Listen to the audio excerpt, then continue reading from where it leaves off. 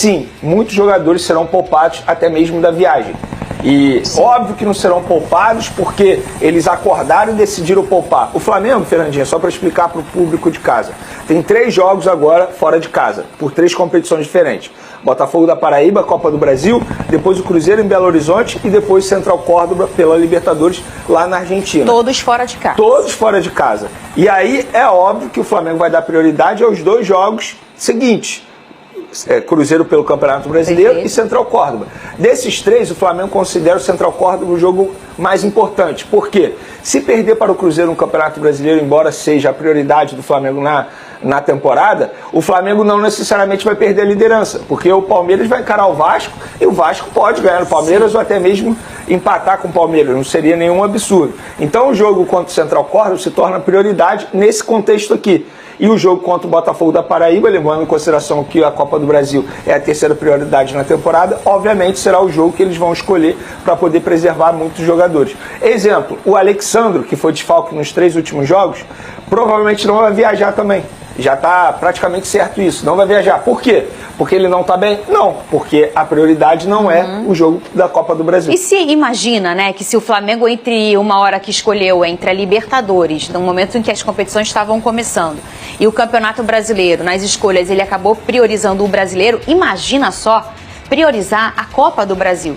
Não desmerecendo a competição, que você sabe, eu sou muito apaixonada pela Copa do Brasil, inclusive é um desejo muito antigo na minha vida.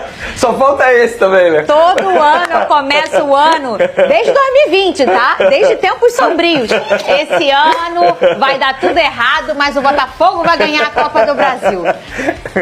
Nunca deu. Vai acontecer. Então, imagina, Vene Casagrande, se vai priorizar por alguma fagulha essa competição. Não vai priorizar. Você acha que vem um Flamengo bem alternativo? Bem alternativo. Se eu tivesse que arriscar... Mas com o Felipe Luiz, né? Com o Felipe Luiz, ele viaja. Porque às vezes, como a gente viu o Renato Inclusive, ele Gaúcho... foi questionado sobre isso, ele né? falou o quê? Renato Gaúcho, que não viajou com o Fluminense no jogo da Sul-Americana. Ele foi muito educado, respondeu que vai viajar e na resposta ele acabou dizendo que o Matheus Cunha, por exemplo, ele vai ser titular e o Matheus Cunha não recebe a oportunidade desde o dia 12 de fevereiro. Eu guardei a data porque foi o dia do meu aniversário. E desde o dia 12 de fevereiro que o Matheus Cunha não entra em campo. E tá certo. Sim. Eu acho que você tem que dar minutagem ao Matheus Cunha, que não joga há muito tempo. E tem qualidade, né? Exatamente. E aí teve torcedor reclamando, nossa, o Matheus Cunha... Gente, se o Matheus Cunha, reserva do gol do Flamengo, não consegue jogar uma partida contra o Botafogo da Paraíba, vai jogar contra quem? Com todo respeito ao Botafogo da Paraíba. Então, ele é reserva, ele tá ali para isso. O Rossi não vai jogar todas as partidas na temporada. E eu acho, Fernandinho, que tem que ser um time bem alternativo mesmo.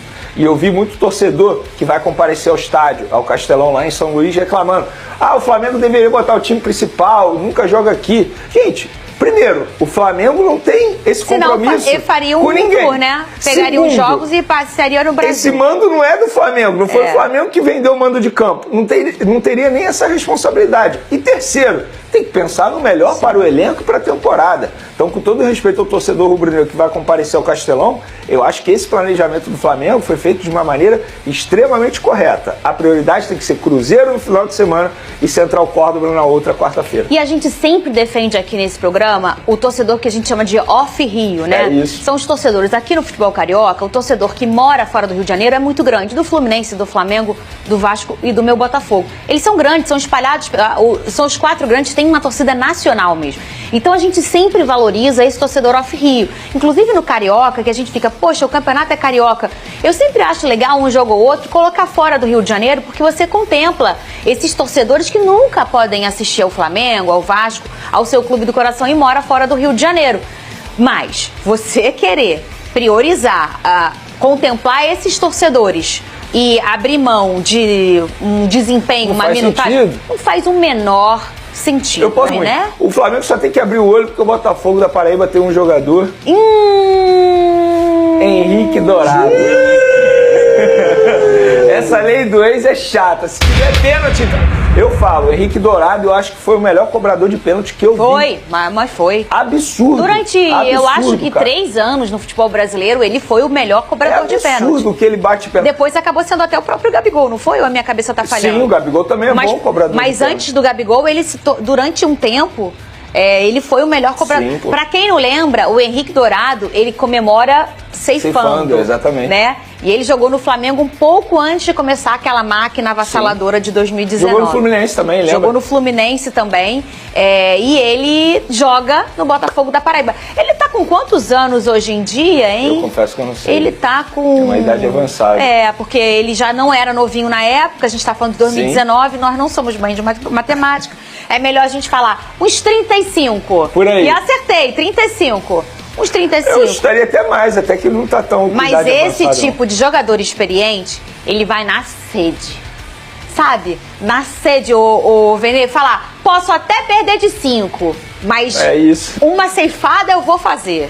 Se eu fosse jogador do Botafogo da Paraíba, eu ia querer dar a vida num jogo contra o Flamengo. Imagina. Porque, assim, todos os holofotes estão para esse duelo, né?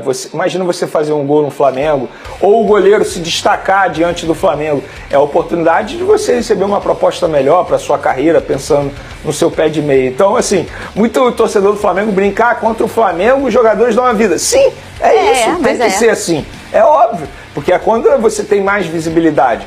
E é óbvio que você também aumenta a competitividade quando você faz dessa maneira. Mas mesmo assim, independentemente do time que entra em campo, o Flamengo é o favorito, né? Muito bem. Porque, teoricamente, ainda vai jogar em casa com o apoio da torcida. Olha aí, e como é que tá a questão, Vene, da venda do Wesley? Tem expectativa de algum clube inglês? Você tem alguma informação em relação a isso? Vamos lá. O colega Flazoeira, ele trouxe aí nos últimos dias que os empresários viajaram para a Europa para fazer um tour e visitar clubes. Isso é normal, tá, gente? Vários empresários fazem isso. Por exemplo, eu lembro do Reinier, eu lembro que eu acompanhei de perto, que a família do Reinier viajou para a Europa, visitou vários clubes antes de ser vendido para o Real Madrid. Isso, né? Por aí, né? 17. Por aí. 17, 18, eu lembro muito bem disso. O Hendrick também fez a mesma coisa. Então, vários jogadores, os empresários fazem isso, para conhecer a estrutura, ver local, moradia, isso faz parte. E os empresários do Wesley estão fazendo esse tour nesse momento, foram para a Inglaterra. A questão é o seguinte, Fernandinha, é questão de tempo para o Wesley ser vendido e eu acho que o Flamengo está certo. A economia precisa gerar. Para o Flamengo continuar a ter uma boa saúde financeira, precisa fazer boas vendas. É o sonho do Wesley, ele não esconde isso, e é o melhor momento do Wesley. Então acho que o Flamengo tem que aproveitar isso. Mas você não acha que para a saúde esportiva hoje do Flamengo, o Wesley é uma peça muito importante, Vene? Claro, a gente pensando até em elenco, em quem fica em seu lugar. Quanto tempo que o Flamengo passou, desde que o Rodinei saiu, com aquela lacuna. E até o Rodinei pegar uma bola, bater um pênalti, ser campeão, a torcida ainda tinha uma questão com o Rodinei. Ele talvez por ser um personagem muito... com aquela questão de ter uma voz fina e de ser muito brincalhão, de ser um cara de muito ambiente, muito de resenha, energia, acaba virando um personagem, vamos dizer assim, no futebol, né? E esses personagens acabam demorando mais a conquistar a credibilidade esportiva. E aí, eu acho que por conta de ser um personagem, o Rodinei até demorou mais, porque ele é um super lateral, queria muito ele no fogão. Wesley, você não acha que ele vai ser, de todas hoje as lacunas que alguém pode deixar em sua saída, talvez o Gerson e o Wesley sejam lacunas difíceis de serem completadas? Vamos lá, Fernandinho, eu concordo com você. É óbvio que o Flamengo tem que pensar também no ganho esportivo dentro de campo, mas estamos falando também de um sonho. O jogador ele tem um sonho de jogar na Europa e a gente precisa também analisar o clube também como empresa. Para você fazer essa economia gerar dentro do Flamengo, você precisa fazer receita.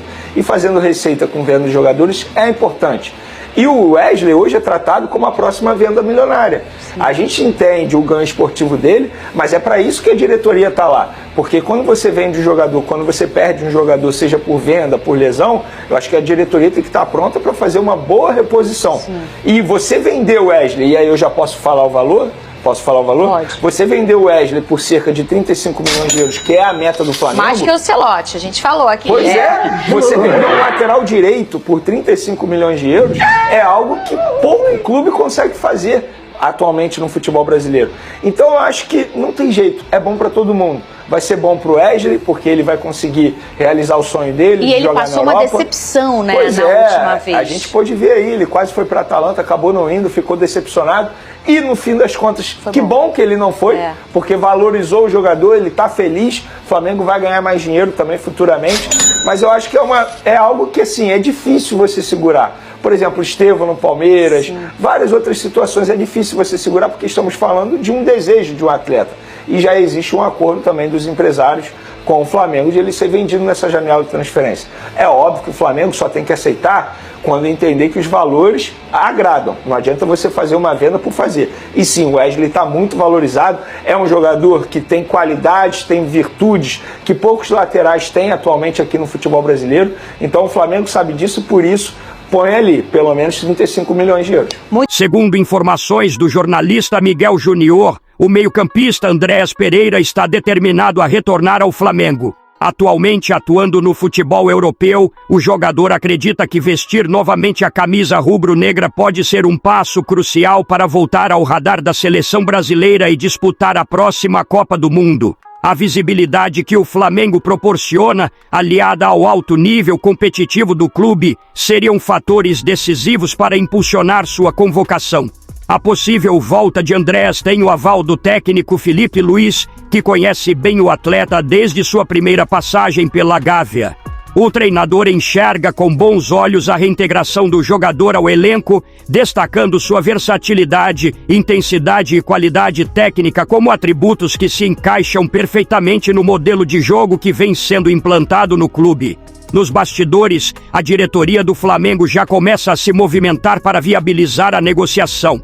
José Botu, que mantém boa relação com os representantes de Andréas, considera que o desejo do atleta de retornar ao Brasil pode facilitar bastante o andamento das tratativas.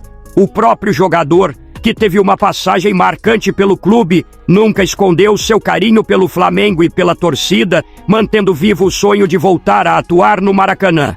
A comissão técnica também aprova a possível chegada de Andréas, enxergando nele uma peça importante para fortalecer o meio-campo rubro-negro nas competições nacionais e internacionais. Ter à disposição um jogador já ambientado com a pressão e a grandeza do clube é visto como um trunfo por Felipe Luiz.